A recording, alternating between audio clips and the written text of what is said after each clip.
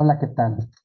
Hoy vengo en esta escuela para padres para tratar un tema muy especial, un tema que está muy de moda y este tema también tiene muchas consecuencias, muchos tabúes y hay mucha tela de dónde cortar. Entonces, esperemos que esta retroalimentación que vamos a hacer sobre este tema les sirva mucho y sea de su completo agrado. Y esperemos les sirva esto con toda la intención de mejorar las situaciones de padres y participar e invitar a los padres a que participen en lo que es esto, escuela para padres. Les voy a compartir la pantalla porque voy a acompañar dentro de en lo que es esta escuela para padres que vamos a hacer. Quiero compartir con ustedes mis diapositivas y espero les sirvan y espero sean de su completo agrado. Vamos a compartir pantalla para verlo. ¿Me parece?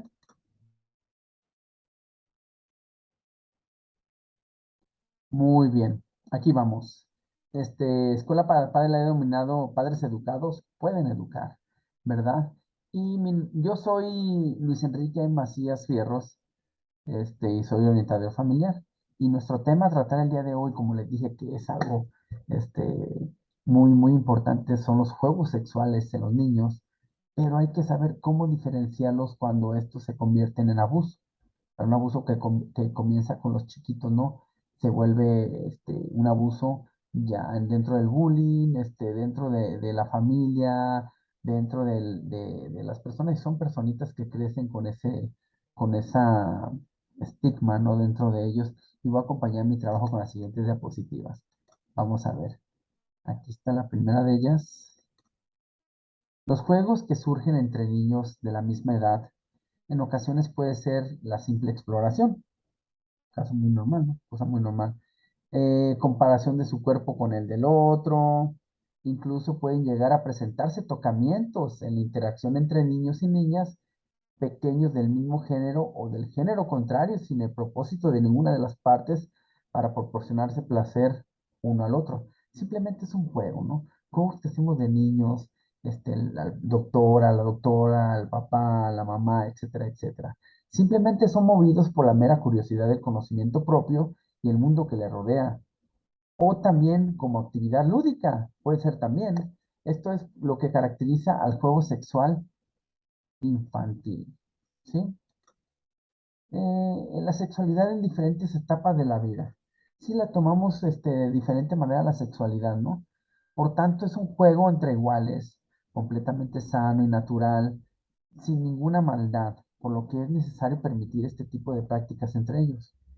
Problema, sin frustrarlos, sobre todo con comentarios producidos por la sexualidad, a veces traumatizantes por el adulto, por el mismo adulto, ¿no? Que dice, mira, ese niño es tu novio, etcétera. Es un placer que no siente el niño o la niña y los padres erróneamente a veces los vinculan hacia lo que es esa relación, que los niños la ven como tal. En ocasiones no solo reprime, sino que vierte en los pequeños las propias frustraciones y percepciones respecto a su propia experiencia.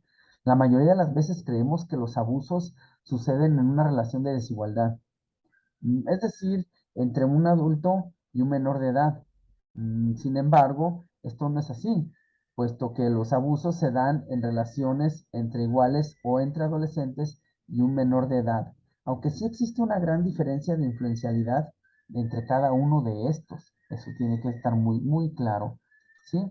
Entonces, cuando no se trata de un juego, estaríamos hablando de un abuso sexual. Es decir, tenemos que aprender a diferenciar esa parte, ¿no? Cuando un niño o niña se somete a otro a realizar algo que este niño no desea, bajo esta perspectiva se instala una relación de sometedor y sometido. Y lo que aquí se va reflejado claramente es el uso y el abuso del poder de un niño sobre de otro. También les traje aquí una diapositiva en el cual vamos a ver un mapa mental de las características y de lo que puede ocurrir dentro de un abuso sexual en menores. Aquí estamos hablando de abuso, ya no es un juego, sino que aquí ya lo estamos viendo como un abuso, que es, pues, pasa por diferentes fases, ¿no? Que es la seducción, la interacción sexual abusiva, la instauración del secreto, ¿no? No le digas a nadie, este va a ser nuestro secreto, por favor no lo digas, etcétera, etcétera. La divulgación, ¿no? Lo divulgas, etcétera, y la represión hacia la personita, ¿no? Si lo dices, voy a lastimar a tu papá, si lo dices, te va a lastimar, etcétera, etcétera, la represión. Y también existen unos indicadores y sus consecuencias también de los mismos, ¿no? Por ejemplo, entre sus indicadores podemos encontrar los indicadores físicos, ¿no? Dificultad para sentarse, una vez que son abusados, tristemente, los niños. Ropa interior sangrada, enfermedades venéreas transmitidas por el mismo adulto al niño en el acto, ¿verdad? Las contusiones en genitales y ya cuando vamos, no más importante que los demás, porque a cada uno tiene su nivel de importancia, el embarazo entre menores, ¿verdad? Otro de los indicadores es el comportamiento del mismo niño, ¿no? Se vuelven reservados, es decir, tenemos un niño introvertido, se vuelve extrovertido y viceversa, ¿no? Entonces, cambia completamente su actitud y su forma de ser del niño, se vuelve muchas veces reservado, escasa relación con los compañeros, sufrió un abuso sexual, se divulga, se sabe, la ausencia en el hogar, abuso de drogas y de alcohol y la ausencia nuevamente en el hogar. Estamos hablando de este tipo de ausencia, ¿no? En este caso es la ausencia de los niños y también tiene que ver mucho la ausencia de los padres, ¿no? ¿Y cuáles son las consecuencias de ello? Pues la traumatización y una vida sexual traumática, ¿no? Esto ya cuando toman una mayor edad, esto se vuelve traumático y toman diferentes orientaciones sexuales que les fueron aprendidas en el mismo proceso de esto, ¿verdad? También quiero compartirles un video que vi muy importante de esta psicóloga que se me hizo bastante bueno y que quiero compartírselo para que lo escuchen y analizarlo. Se los voy a compartir.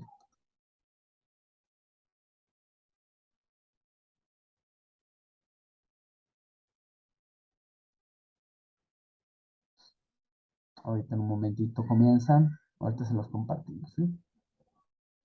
Listo.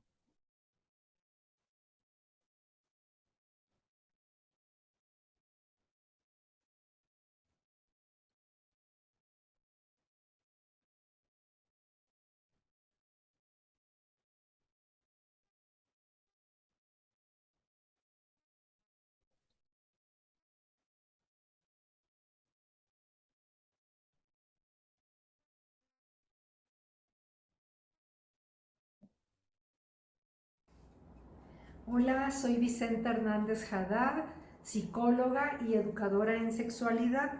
Quiero compartirte mi experiencia trabajando educación sexual en familias y en escuelas y cuál es el motivo principal, por ejemplo, por el cual las familias deciden, mamás, papás, deciden hacer una cita en el consultorio. Es el que confunden un juego sexual entre pares y creen que es un abuso sexual o que alguno de los participantes en el juego puede haber sido víctima de algún abuso sexual. Los niños y las niñas tienden a autoexplorarse y otros tienden también a explorarse con otros niños y niñas. Esto, como siempre digo en mis talleres, tampoco es que les vamos a dar la hora de los juegos sexuales para que las niñas y los niños se exploren, pero sí tenemos que tener la conciencia de que los niños y las niñas tienden a jugar con sus propios genitales y a compartir experiencias de a ver cómo es el tuyo, cómo está el tuyo, incluso hasta en ocasiones olerlos, tocarlos. Y si en ese momento entra un adulto o una adulta y ve una escena de estas, por supuesto que nos vamos a sorprender. Yo siempre digo, bueno, somos humanos, nos vamos a sorprender. Dejaste a la niña, al niño jugando en la tinita un rato y nunca te esperabas que a lo mejor la niña iba a tener sus piernitas separadas, mostrándole al hermanito cómo tiene su colita, que es como lo manifiestan ellos. Entonces, ahí tendríamos que pensar en respirar lo más que podamos, porque sí es un tema que puede dejar marcado para el resto de la vida a tu niño o tu niña. Entonces, hagamos conciencia de que si tenemos un niño o una niña en casa, pueden surgir estos juegos en casa o cuando van de visita a otro lado o en la misma escuela. A veces puede ser que a la hora de estarse espiando cómo hace pipí mi amiguita, aunque soy niña, quiero ver cómo lo hace ella. Y entonces entender que hay estas curiosidades en ellos. Ese es un punto. Otro es que no pensemos inmediatamente en que porque están explorando sus genitales, ya sea visualmente o con sus manos, esto no significa ya sinónimo de abuso sexual. Puede ser simplemente curiosidad, puede ser, eso es importante que exploremos, que lo hayan visto en algún lugar, como alguna escena en televisión, en alguna serie, etcétera, o que alguien les haya dicho que las personas se tocan las partes íntimas o genitales. Entonces, antes de acusar, antes de estigmatizar, hay que preguntar qué estaban haciendo, a qué estaban jugando, quién empezó a hacer esto. Y la gran mayoría de los casos van a ser juegos de exploración, juegos donde tienen curiosidad por hacerlo. Y si fuera el caso de que alguien dice, es que esto es lo que me hace mi primo de 12 o mi prima de 15 o mi tío o quien, el familiar que sea, que estadísticamente en la gran mayoría de los casos cuando hay un abuso sexual suele ser el padre biológico, el tío, el abuelo, un hermano o adolescente, primo de edades que no son adultos, son menores, pero sí marcan una diferencia entre los muy pequeños y los adolescentes. Y en quinto lugar puede ser un padrastro o una persona conocida, y los extraños en realidad son los menos probables de que lo hagan. Entonces yo les invito a reflexionar que los juegos sexuales entre niños y niñas suelen ser parte del desarrollo de ellos y que aprendamos cuándo es un abuso sexual y qué vamos a hacer ante un abuso sexual. Les saludo con mucho afecto y espero que esta cápsula les sea de utilidad.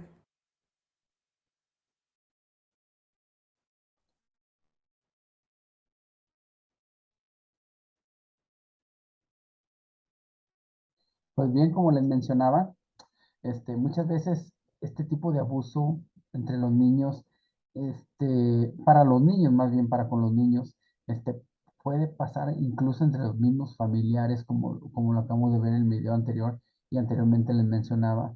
Es cuando dejan de ser un juego, ¿sí?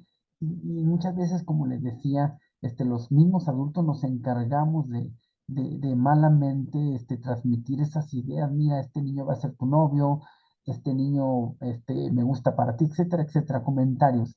Entonces, ¿qué hacer? Se precisa enseñar a niños y niñas a distinguir entre un juego y un abuso, a que aprendan a decir no, sin ningún miramiento, ante la mínima incomodidad que alguna persona les haga sentir y comunicarlo de inmediato con los adultos de confianza para que esto les indiquen cómo proceder, ¿no? A cuidar y respetar su cuerpo y el de los otros bajo la perspectiva de que cada persona que a cada persona nos pertenece nuestro cuerpo y que nosotros somos los encargados de cuidarlo. A enseñarles a distinguir las caricias que les pueda dar dentro y fuera de su familia y que si tienen contenido amoroso y de respeto hacia otra persona. Allí es como nos decía el video, ¿no? Es cuando el menor va a decir, esto es lo que me hace mi tío, esto es lo que me hace mi padre, mi padrastro, mi hermano, mi primo, etcétera, etcétera. Entonces ahí es cuando se prenden los focos de alerta, ¿no? Es cuando nosotros padres tenemos que estar al pendiente y ver realmente, acercarles con la confianza y sobre todo transmitirle la confianza para que ellos puedan en algún momento de cierta forma, pues transmitirnos su sentir o por lo que están pasando, ¿verdad? De igual manera, tenemos que enseñarles también, a que no tienen que obedecer ciegamente ni a los adultos ni a sus iguales, cuanto esto les piden hacer algo que va en contra de su integridad como personas o que pueden dañarlos, etcétera, etcétera.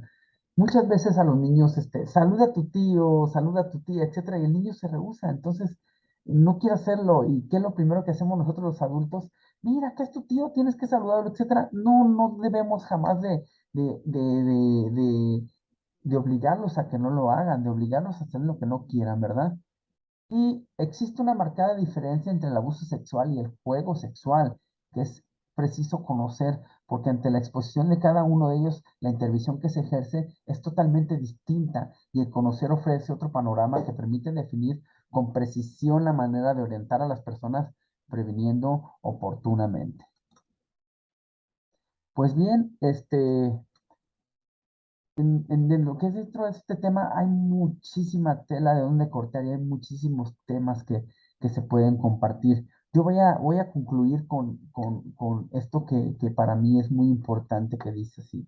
Dentro de esta actividad explorativa en los niños y las niñas encontramos algunos juegos que ellos mismos utilizan a través de los cuales pueden llegar a presentarse las dinámicas antes mencionadas, los juegos del doctor, la casita, el papá y la mamá, etcétera. Lo que sí es importante enseñarles a los y los pequeños en todo tipo de juego a respetar al otro y los límites necesarios, ¿sí? Para lograrlo. Es decir, que si en esta interacción con el otro, de pronto alguien dice no a algo, se debe de parar en ese momento, ¿sí? No permitir más.